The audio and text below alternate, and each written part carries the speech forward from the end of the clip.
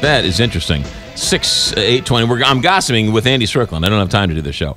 8:20 here, Big 550 KTRS. Dr. Jeffrey Lowell is with us. He joins us via Skype and has been joining us via Skype for a couple of years now. He is a professor of surgery and pediatrics at Washington University. Good morning, Dr. Jeffrey Lowell.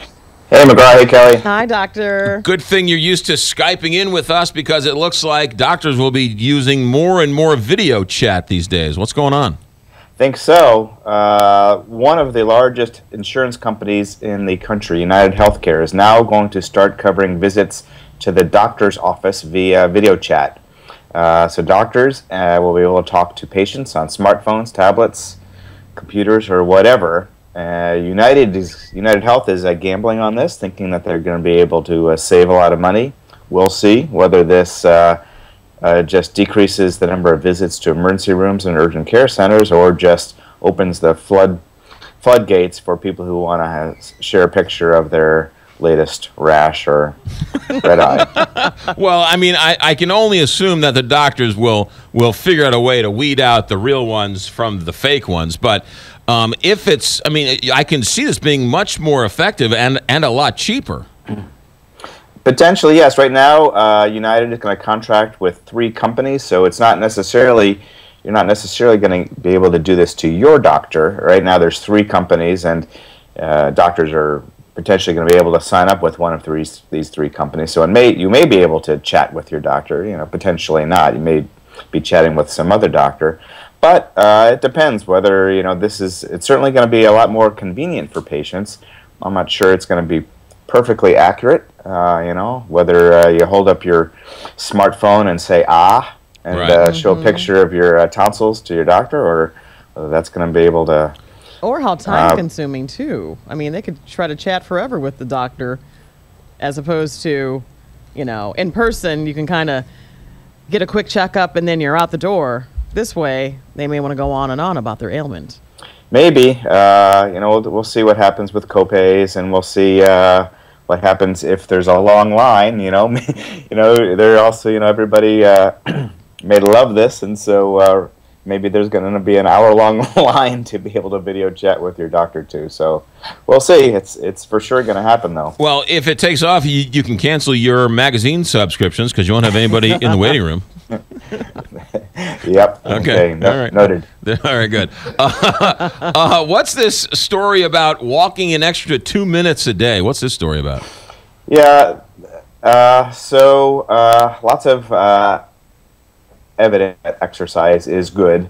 There's one study out of the University of Utah I came across this week that said as little as 2 minutes of exercise per hour will significantly decrease a group's risk of dying. So the group that got up and moved for about 2 minutes every hour had a 33% lower risk of dying than the group that didn't. Now, this seems a little bit of, both common sense and goofiness, but in general, exercise is good. The national standard for the federal guidelines is 150 minutes of moderate to vigorous exercise per week, and I think that should be the target for everyone. I think if you can't get that, a couple minutes an hour is good, especially for people who are sitting in front of a computer desk all day for their job. Is it 2 minutes an hour, or can I do 48 minutes a day all at once, or do I have to do it 2 minutes every hour?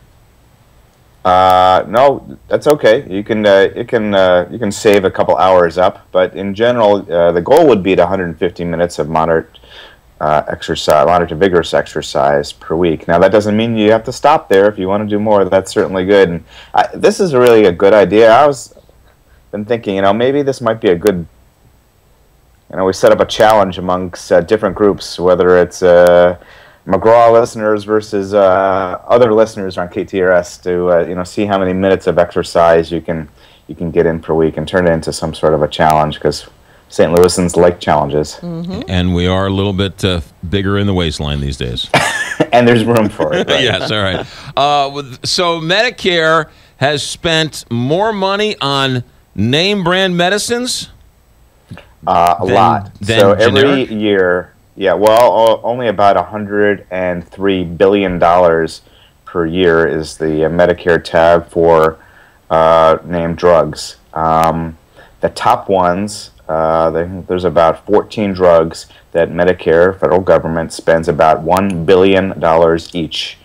So that's a lot of money. $1 billion here or there, pretty soon you're talking about real money. So $1 billion each for 14 of the top name brand drugs that the government spends. Could they save money if they went with generic? Yes. Yes. So the bottom line is Medicare, we should say, could save money if they went with generic, but they're choosing to go with brand names. Well, it's a little bit more complicated. Some of these top 12 drugs don't have generics yet, so I don't want to be too harsh. But we have limited resources. I think we, including us doctors, need to be much more careful about how we are spending our precious resources, and those include our dollars that can be spent on other things. What's the biggest Medicare spent money? Which pill? Which medicine is the biggest one? Nexium, the purple pill, which is a medicine to treat ulcer disease or gastritis or acid secretion from your stomach. Nexium, $2.5 billion. $2.5 billion. And we should say that Medicare is for, that's not for the indigent, that's for the senior citizens. Is that safe to say? Senior over 65 and disabled. Those who are disabled. Yeah. Interesting. Very interesting. Dr. Jeffrey Lowell, professor of surgery and pediatrics at Washington University. Thanks for checking in via Skype. Now get to go see your patients via Skype here.